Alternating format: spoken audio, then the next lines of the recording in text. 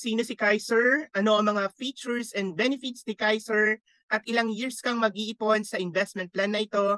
Pag-usapan natin yan sa video na ito.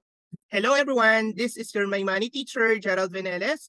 If you have question or gusto mo nang mag-start sa investment na ito, just contact me sa aking numbers o kaya naman, simply scan the QR code. Sino ba si Kaiser?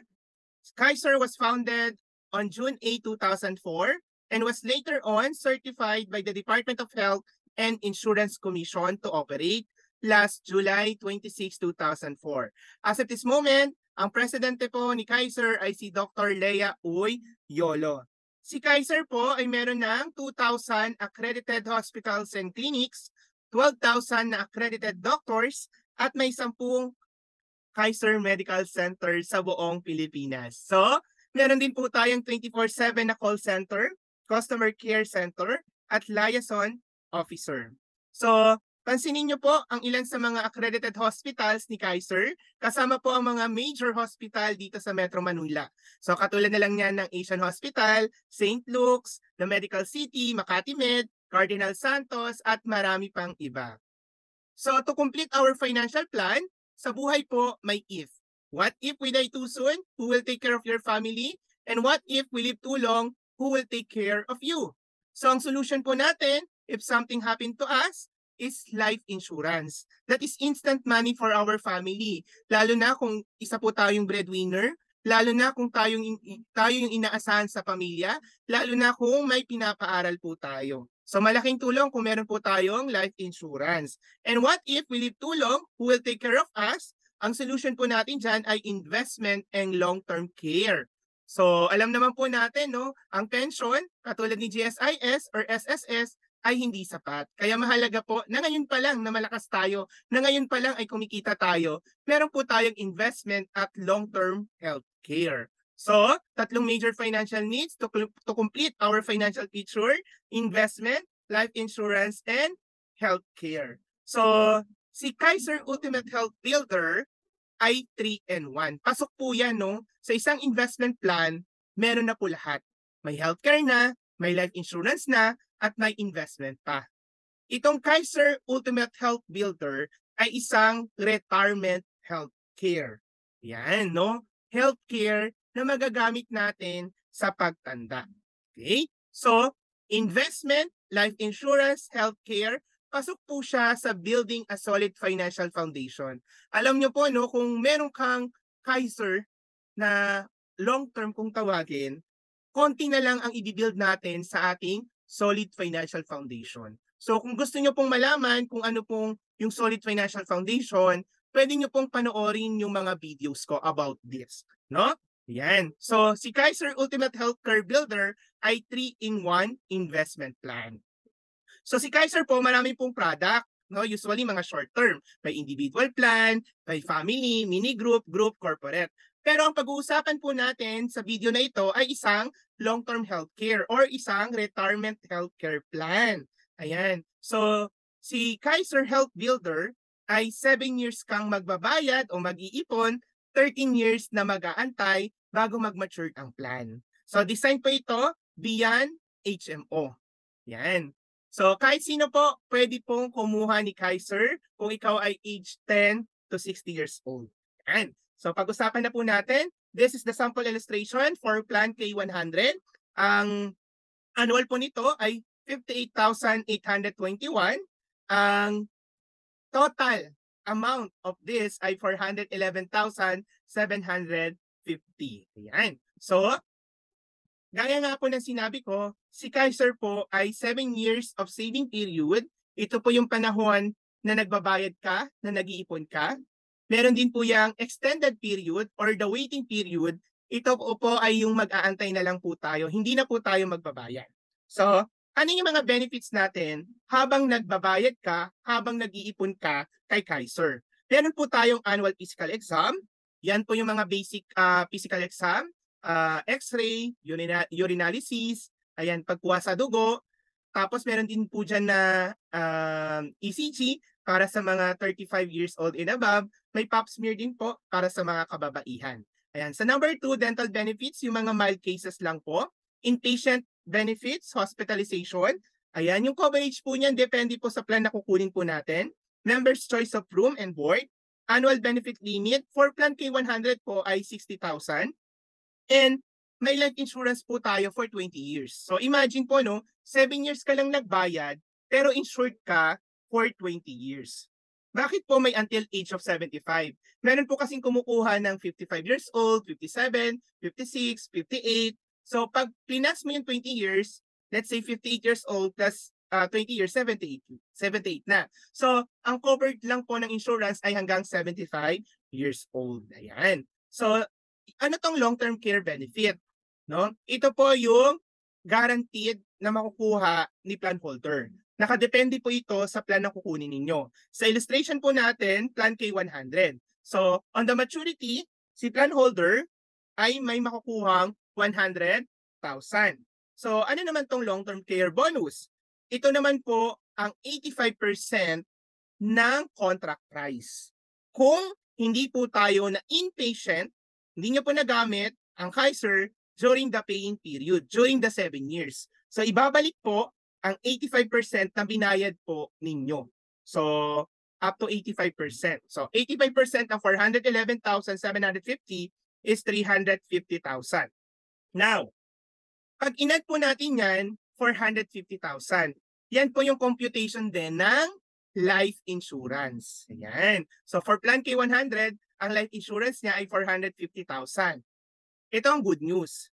If by accident, yung life insurance amount na matatanggap ng family or beneficiary ay times 2. That is 900,000. Yan po yung matatanggap ng beneficiary. Tapos, mag-aantay na lang mag-mature ang plan. Kasi merong maturity value na matatanggap ng mga beneficiaries. Ano pa mga benefits natin habang nag-iipon kay Kaiser or habang nagbabayad tayo? Meron tayong term life insurance for 20 years. So ito yung tinutukoy ko na 7 years lang tayo nagbayad pero insured tayo for 20 years. Ganun din sa accidental death and dismemberment. Ito yung tinutukoy ko na through accident, namatay si plan holder, times 2 ang life insurance amount na makukuha ng mga beneficiaries. Ano naman tong dismemberment? Kapag naputulan ng paa, nawalan ng kamay, naputulan ng daliri, nawalan ng mata, may mga certain amount po yun ng insurance.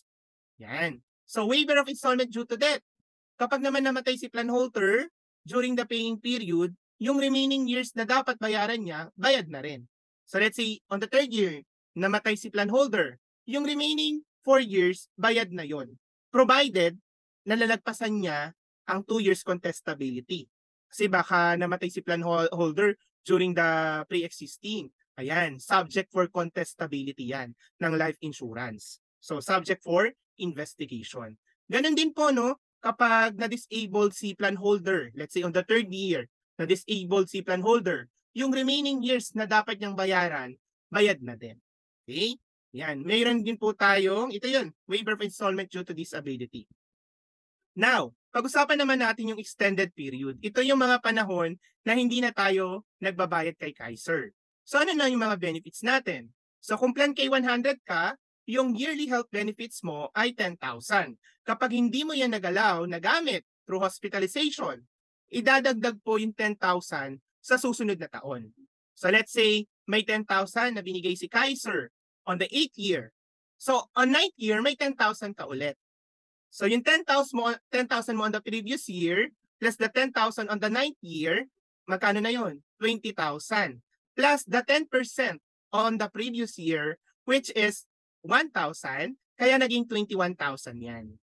So kapag hindi po yan nagamit through hospitalization, idadagdag po ulit yan sa susunod na taon. Let's say on the 10th year, may 10,000 ka ulit. Hindi mo nagamit yung previous years mo. Meron kang 21,000. Meron ka ng 31,000. So 21,000 plus 10,000, 31,000. Plus the 10% on the previous years, which is 2,100, kaya naging 33,100. So assuming na walang claims na naganap, on the maturity, may total tayo na pera na 269,750.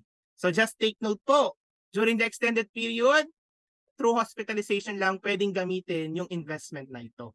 Hindi pa siya convertible to money. So sa maturity value pa natin yun pag-uusapan. Okay? Now, ano to yearly health benefit or yearly health bonus?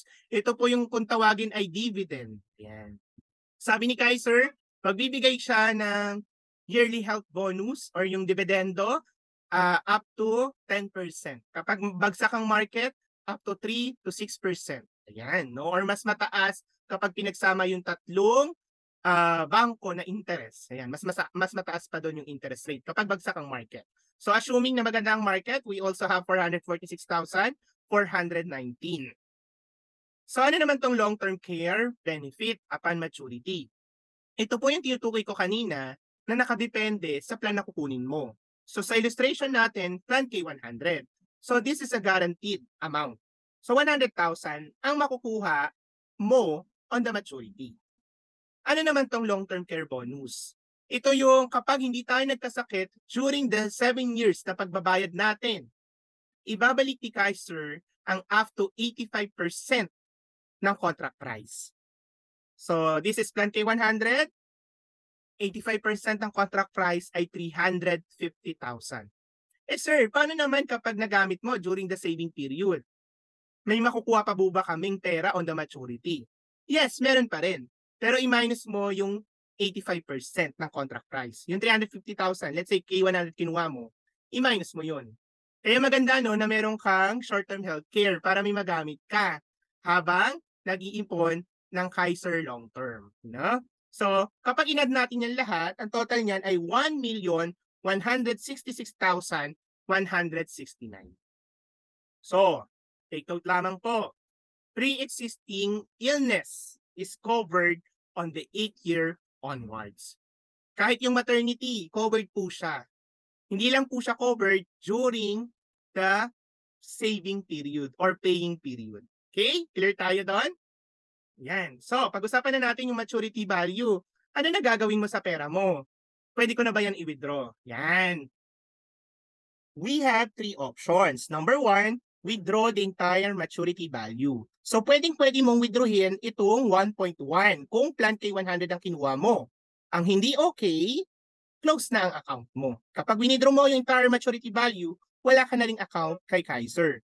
Number 2, withdraw only a portion of the maturity value. In short, kukurot ka lang sa maturity value. Let's say, kinuha mo yung 166,000, iniwan mo yung 1 million. Yung iniwan mong 1 million ay nag-accumulate ng interest. Kasi nga, si Kaiser may investment. Number 3 option, retain the maturity value with Kaiser. Ito yung recommended option ko. Kasi yung goal natin, para magkaroon tayo ng enough retirement healthcare sa pagtanda.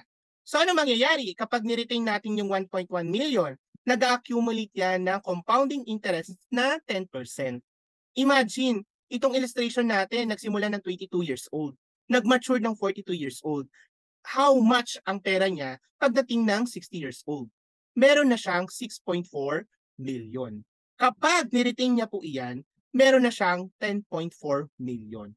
In that case, money working for us. Kung itong plan ang kinuha natin. So pwede na tayong kumurot, no? Yan, meron na tayong budget para sa hospitalization natin, para sa mga medicine natin. So maganda talaga si Kaiser long term. Take note lang po, your PhilHealth benefit is integrated with Kaiser. So kung wala tayong PhilHealth, i-cover po natin yung amount na dapat si PhilHealth ang magko-cover. Kaya kung may PhilHealth ka, minus pa yun. Doon papasok yung HMO. So kapag nagbabayad naman po tayo, si Kaiser may grace period din. So if payment is made after the grace period, the contract shall be considered lapse. So let's say, ang due date mo ay October 30. So yung October 30 na yon, ang next due date mo ay November 28.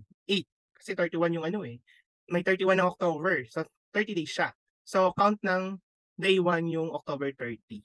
So basta may grace period siya ng 30 days. So yung due date mo, count yun ng day 1. So wala kang babayaran doon. Pag nag-lapse ang plan, naka-freeze ang mga benefits. Kapag naka-freeze ang benefits, pag may nangyari, walang benefits. Yun po yun. So, pero pwede mo naman siyang i-reinstate. 2 options, re-update or redate. Kapag re-update, babayaran mo yung mga na-miss na months plus the interest rate plus the 300 processing fee or reinstatement fee. Kapag redate naman, 1 month, tapos 300 reinstatement fee. So ang disadvantage lang no kapag naglalapse ang plan natin, may tinatawag tayo kasing contestability period. So back to zero ulit yon. So back to 1. So kailangan muna yung contestability subject for investigation ng life insurance if the plan holder something happen. Yun yun. So pwede mong gawin ang reinstating within 2 years. Ang disadvantage nito, kapag nag-reinstate ka, pag nagtaas ang plan, damay ka. So, kaya wag na nating ilalapse yung plan natin. Okay? So, ano-ano ang mga eligibility ni Kaiser? So, kung 10 to 40 years old ka, ang starting plan mo ay K45. Kung 41 to 50 years old ka, ang starting plan mo ay K60. Kung 51 to 60 years old ka, ang starting plan mo ay K75. Sir Je, 50 years old ako ngayon.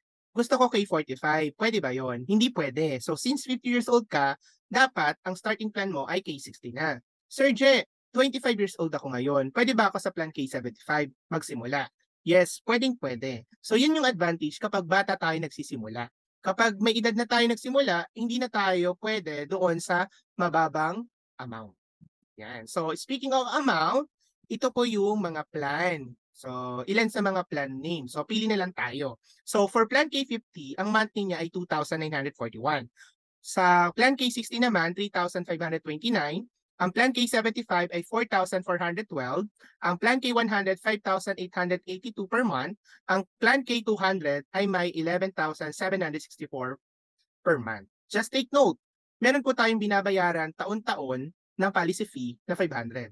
For initial, 2,941. So let's say K50 ang kinuha mo, 2,941 plus the policy fee na 500, ang initial payment mo ay 3,441. So sa next month, on the second payment mo, balik ka na doon sa 2,941. So mag-a-add ulit ng 500 sa susunod na taon. So nandyan din po yung amount ng term insurance, yung color red. Tingnan nyo na lang po per plan. And for the projected maturity value on the 20 years, tingnan nyo na lang din po kung magkano. So ang good news po nito, meron ka ng pinaghahandaang retirement healthcare mo. May healthcare ka na sa pagtanda. So hindi ka na mamomroblema pa. This is a good news kung meron kang Kaiser long-term plan. Kaya naman, kung gusto mo na magsimula ng plan na ito, kahit nasa ibang bansa ka pa, pwedeng-pwede. No? Just contact me sa aking numbers, message me sa aking Facebook account, My Money Teacher, or just simply scan the QR code. Okay? So again, this is your My Money Teacher, Gerald Veneles, na laging nagpapaalalang mag-aral, magplano, mag-ipon, mag-invest, mag-enjoy. Thank you so much for watching. God bless!